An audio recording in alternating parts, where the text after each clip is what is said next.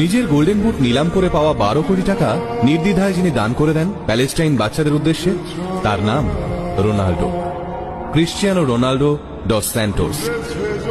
গোল করার পর মাঠের সাইডে গিয়ে তার সেই আইকনিক সিউ সেলিব্রেশন, যা দেখে ফেটে পড়ে দর্শক। আবার এই ক্রিশ্চিয়ানো রোনাল্ডো বিশ্বকাপে ছিটকে যাওয়ার পর কাঁদতে কাঁদতে মাঠ ছাড়েন। বিশ্বকাপ থেকে তার টিম বাদ, তার উপর ম্যানচেস্টার ইউনাইটেডের মতো ক্লাবের সাথে ঝামেলা। বিশ্বকাপের পর ইউরোপের কোন ক্লাবে তিনি আর যোগ দেননি।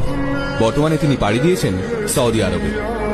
বিরাট কোহলি থেকে কিলিয়ান এমবাপ্পে, তাবর তাবর প্লেয়াররা যে মানুষটাকে নিজের আইডল মনে করেন, সেই রোনাল্ডোর সঙ্গে এই রকম হওয়ার কথা ছিল না। একসময় ছোট্ট ক্রিশ্চিয়ানোর ফুটবল কেনার পয়সা ছিল না। ছেঁড়া বলের ভিতর কাপড় ঢুকিয়ে প্র্যাকটিস করত ছেলেটা। খেলার সময় একটু দৌড়াদৌড়ি করলেই হার্টবিট তরতর করে বেড়ে যেত তার।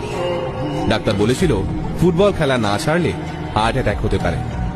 রাশিয়া পর্তুগালের খেলা খেলতে নামার আগে বছর 20 ছেলেটি জানতে পারে মৃত্যু হয়েছে তার বাবার। ড্রেসিং রুমে কান্নায় ভেঙে পড়েছিল ছেলেটি। পরে ওই ম্যাচে ম্যান অব দ্য ম্যাচ হয় সে। একসময় ছেঁড়া জামা পরে স্কুলে যাওয়ার সময় যাকে ব্যঙ্গ সহ্য করতে হয়েছিল, সেই ছেলেই আজ সমগ্র পৃথিবীর প্রিয় খেলোয়াড়। আর তার সম্পত্তির পরিমাণ প্রায় 8,000 কোটি টাকা। তিনি প্রতিটা অনুষ্ঠানে নিজের মাকে নিয়ে যান, আর সেই নিয়ে আপত্তি জানিয়েছিলেন বান্ধবী। মাকে নিয়ে বান্ধবীর আপত্তি আছে শুনে তৎক্ষণাৎ নিজের বান্ধবীকেও ছেড়ে দেন তিনি। এতটাই শক্তিশালী ছিল তার শিকড়ের টান। রোনাল্ডোর জন্ম এক গরিব পরিবারে। 2 বেলা দুমুঠো ভাত জোগাড় করতে রোনাল্ডোর বাবা হিমশিম খেত।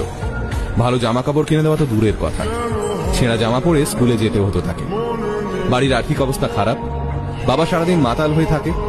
নোংরা জামা কাপড় পরে স্কুলে গেলে কপালে জোটে শিক্ষকদের গঞ্জনা। কয়েকটা পয়সার জন্য খুব ছোট থেকেই সাফাই কর্মীর কাজ করতে থাকে রোনাল্ডো। সমস্ত গঞ্জনা, অবহেলা, বঞ্চনার বদলা তিনি তুলতেন মাঠে। ফুটবলের শট মেরে, নিজের থেকে বয়সে বড় ছেলেদের ড্রিবল করে, মাঝমাঠ থেকে ফ্রি কিক মেরে।